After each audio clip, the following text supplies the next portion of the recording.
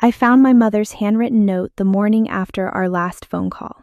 She'd written it 3 days before she died, and it was tucked inside an old photo album she'd left on my nightstand, the one with pictures of me as a kid, before I married Michael, before I ever met Linda. "If you're reading this," the note began in her shaky cursive, "it means I couldn't say it to your face. Lie down and stay quiet about what Linda is doing. Don't fight her. Don't tell Michael. Just lie down and stay quiet, or she will destroy everything you've built." My hands were shaking so badly I could barely hold the paper. My mother never wrote notes. She was the kind of woman who said exactly what she thought, consequences be damned. And she was already gone, 3 days in the ground, when I read those words. But I'm getting ahead of myself. You need to understand what my life looked like before all of this, before my mother's cryptic warning, before I understood that she'd seen something in Linda that the rest of us had completely missed. My name is Ashley, and until about 18 months ago, I had what I thought was a pretty perfect life. Michael and I had been married for 9 years. We met in college at State. He was studying business, I was in marketing. And it was one of those relationships that felt inevitable, like the universe had just decided we belonged together. We got married in a small ceremony at the Riverside Country Club, honeymooned in Cabo, and moved into our first townhouse in the suburbs of Portland, Oregon. We had a dog named Rex, a mortgage we could actually afford, and plans to have kids once Michael made partner at his firm. Our house was a 3-bedroom colonial on Maple Street, the kind of place you drive past and think, yeah, that's the American dream right there. Pale blue shutters, a wraparound porch, a backyard that faced the woods. Michael had painted it himself.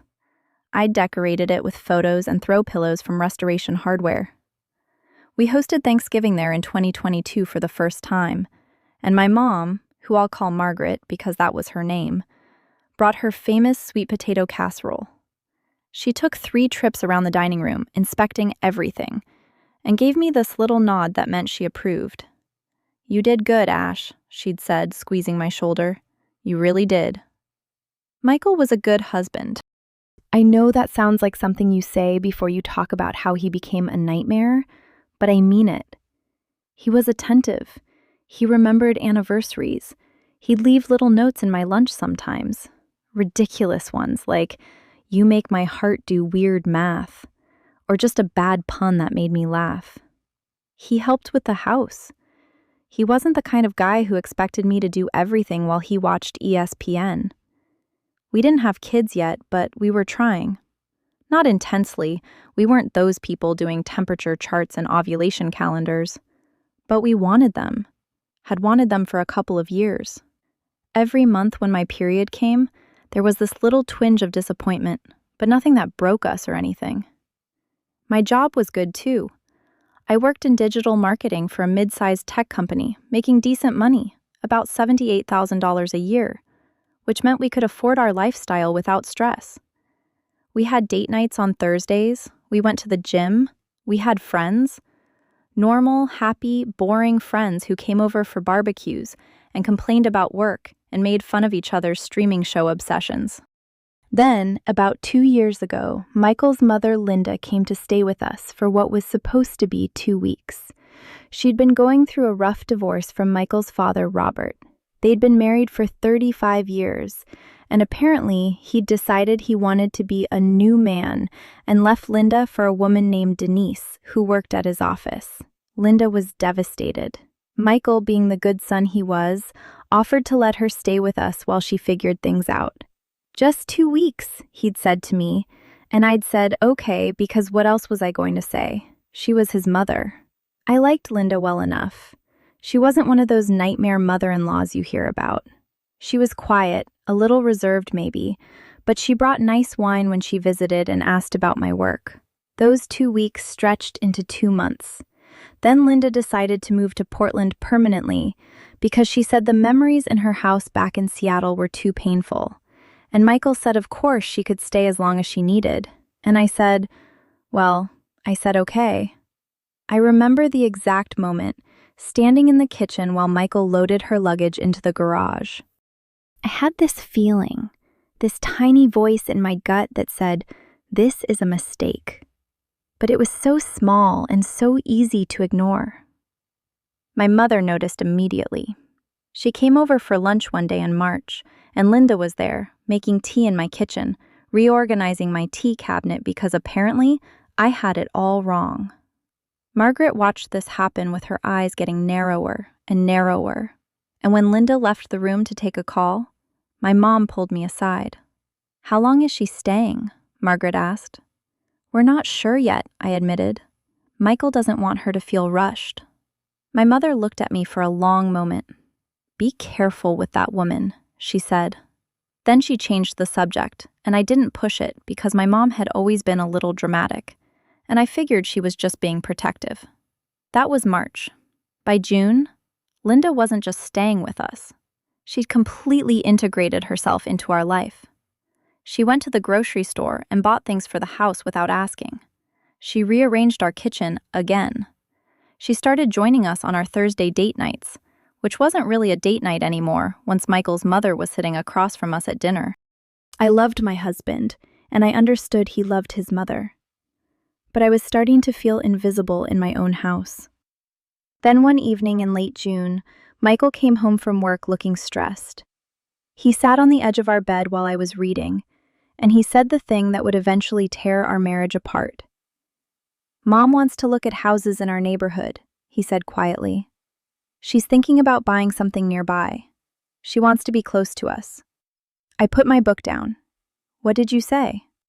"I said I'd help her look." He wouldn't meet my eyes. "Ash, she's alone. She's scared. She doesn't have anywhere else to go."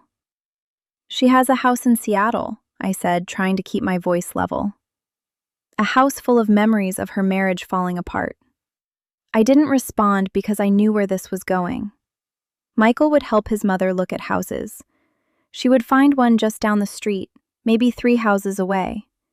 And she would become a permanent fixture not just in our home, but in our lives, in our neighborhood, in every single thing we did.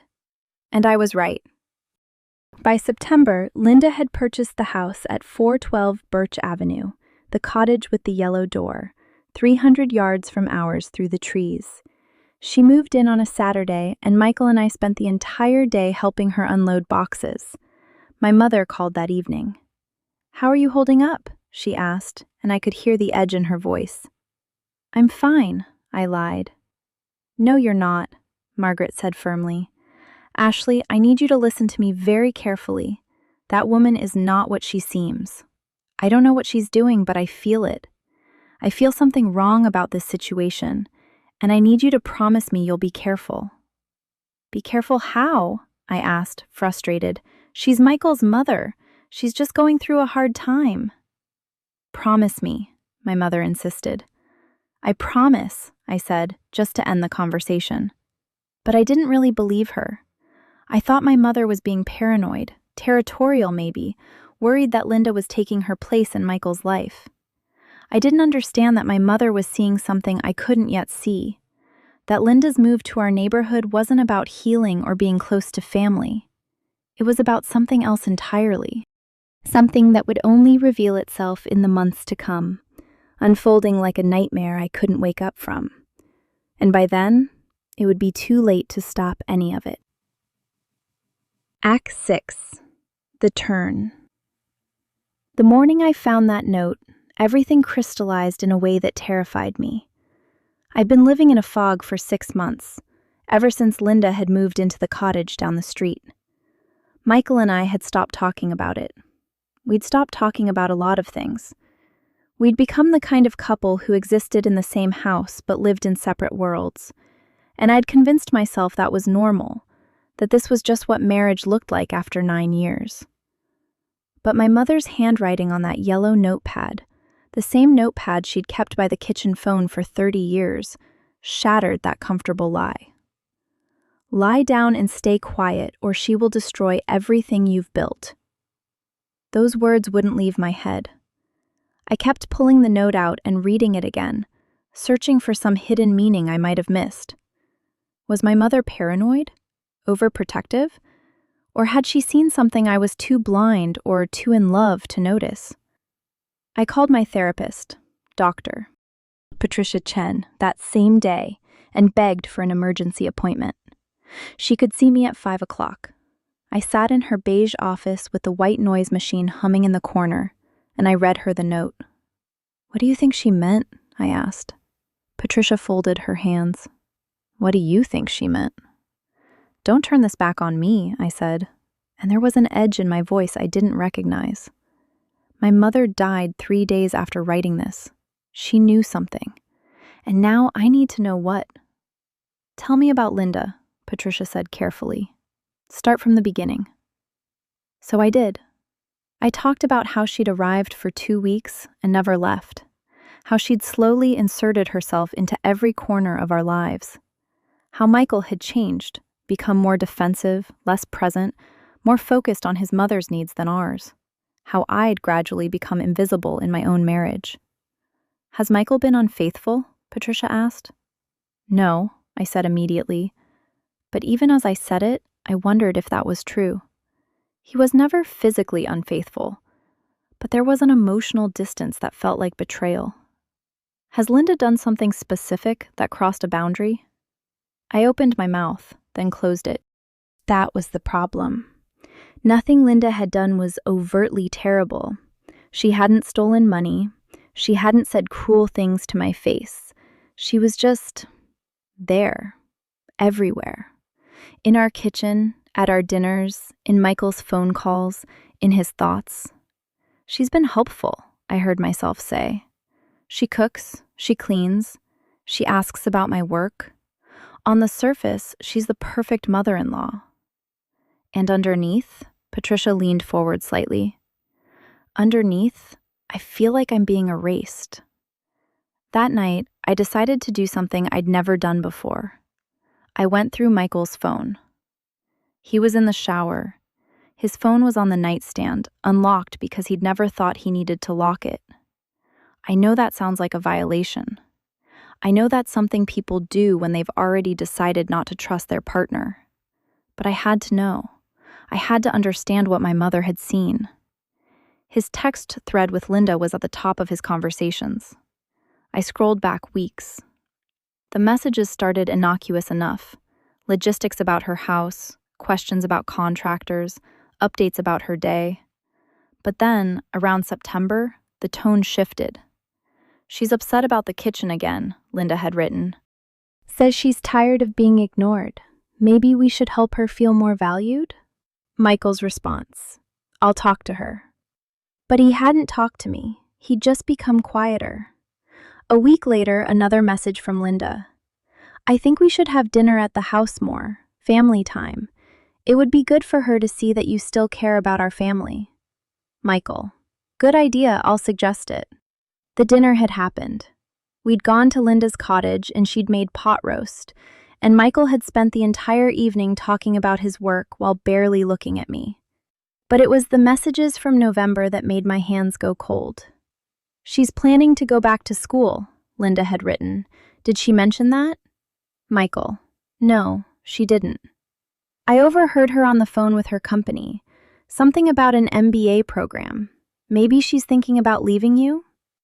I read that line 4 times. I had been considering an MBA program. I'd talked to my supervisor about the company's tuition reimbursement. It was a 5-year plan. I'd mentioned it to Michael exactly once, months ago, and he'd said it sounded good. I certainly had never said anything about leaving him. Michael's response to Linda: "That's concerning. I'll keep an eye on it." Keep an eye on it. Like I was a problem to monitor, like my own ambition was a threat to my marriage. I heard the shower shut off. I had maybe 3 minutes. I scrolled forward. There were dozens more messages. Linda telling Michael that I seemed unhappy, that I was distant, that maybe we needed marriage counseling.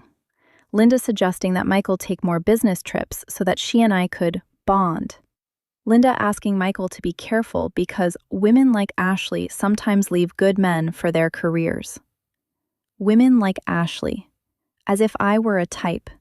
As if my mother-in-law had me all figured out. Michael came out of the bathroom with a towel around his waist, and I looked at him, really looked at him, and I didn't recognize the person standing in front of me. This was a man who had let his mother poison him against me without my even knowing it was happening. "We need to talk," I said. He didn't even ask what about.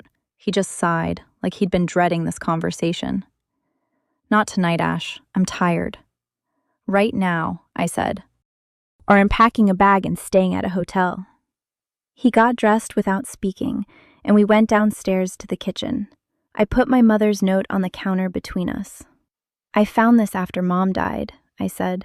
"I want you to tell me what she was warning me about." Michael read it slowly.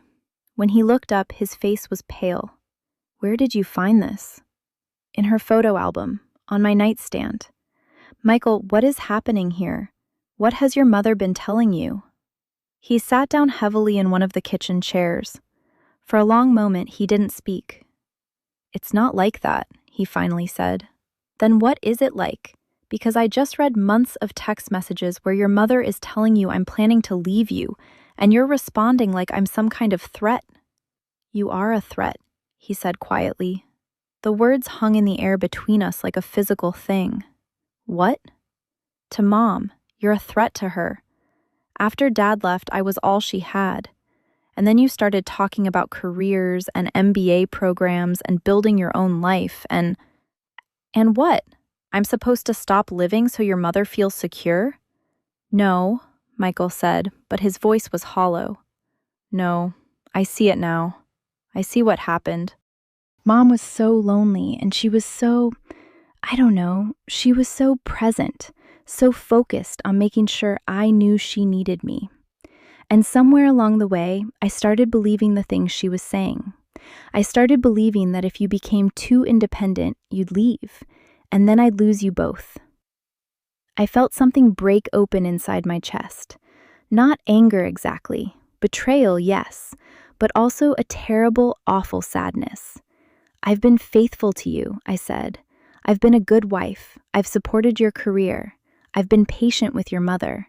And you let her convince you that I was the enemy." "I know," Michael said, and he was crying now. "I know, and I don't know how to fix it." Act 7. Reckoning. The next morning, I called a lawyer. Her name was Jennifer Hartwell, and her office was in downtown Portland in a glass building that smelled like expensive coffee.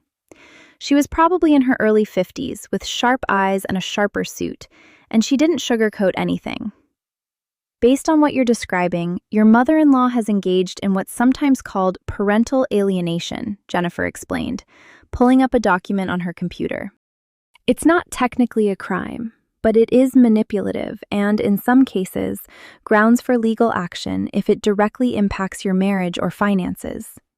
"What kind of legal action?" I asked. "That depends. Has she taken any concrete steps? Coerced him into changing his will? Pressured him to give her money from joint accounts? Threatened to hurt herself if he doesn't comply?" I thought about it. "Not that I know of. She's been there. She moved to the neighborhood. She calls constantly. She's always present." Jennifer nodded. "That's the harder case to prove. But I'll tell you this. If you're considering divorce, that text message thread is valuable. It shows a pattern of interference in your marriage. It shows that she's been deliberately creating distance between you and your husband."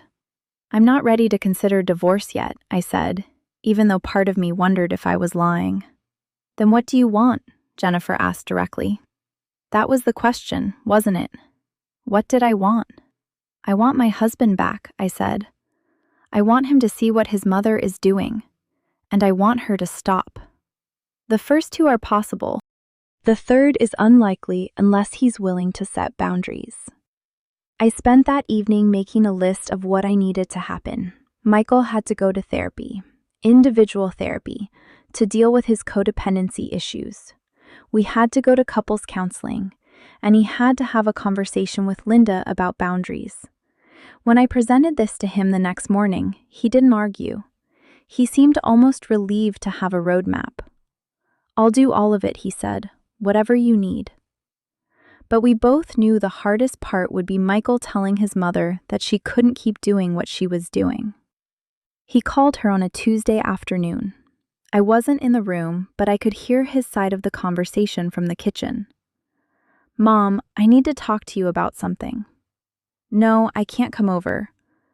"Because I'm calling to tell you that you need to give Ashley and me space." "Yes, I'm serious. I know you didn't mean to, but you've been interfering in my marriage and it has to stop." I could hear Linda's voice rising, but I couldn't make out the words. "I love you," Michael continued, "but I love Ashley too, and I married her, not you, and I need to start acting like it. I understand that you're lonely." "No, Mom, I can't be your sole source of emotional support. That's not healthy for either of us. We can have dinner once a week, one dinner, and you need to find other friends, other activities, because that's what healthy looks like." He hung up. When he came into the kitchen, his face was blotchy and his hands were shaking. "How did it go?" I asked. She cried. She said I was choosing you over her. She said if I loved her, I wouldn't make her feel so alone. "What did you say?"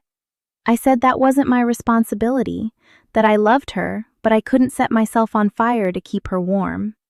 It was a good answer. It was the right answer, but I could see how much it cost him to say it. That night, Linda showed up at our house unannounced.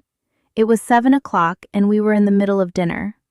Michael opened the door and I could see his face change, this flash of guilt that he immediately tried to hide. "Mom, I told you." "I need to talk to Ashley," Linda said, and she pushed past him into the foyer. I stood up from the table and walked into the living room, my heart pounding. Linda looked smaller than I remembered, older, and underneath the carefully maintained composure, she looked terrified. "I know what you're doing," she said to me. "You're turning my son against me." "No," I said calmly. "Your son is finally seeing clearly, and that has nothing to do with me. He would never have questioned me before you. He was happy before you. We were fine." "You were dependent on him," I said. "And when his wife, me, became important to him, it threatened the control you had. So you started telling him lies about me to try to keep him under your thumb." Linda's face went white. "I never lied." "You told him I was planning to leave him. You told him I was a threat. You spent 6 months poisoning him against me because you couldn't stand not being his primary focus anymore." "That's not fair," Linda whispered. "Life isn't fair," I said, and I heard my mother's voice in my own. "But you don't get to destroy my marriage because you're lonely. You don't get to manipulate your son because his father left you. And you don't get to move into our neighborhood and insert yourself into every moment of our lives. It ends now." Michael appeared in the doorway behind his mother. "Mom, you need to leave." "Michael, now." She left. She got back in her car and drove down the street to her cottage with the yellow door, and neither of us heard from her for 3 weeks. During those 3 weeks, Michael and I actually started to heal. We went to couples therapy on Thursdays. He went to individual therapy on Tuesdays. We had dinners where we actually talked, and we took walks without our phones, and we started to remember why we'd gotten married in the first place. My mother's note sat on my nightstand the whole time. I'd read it again and again, and I understood finally that she hadn't been warning me to stay quiet.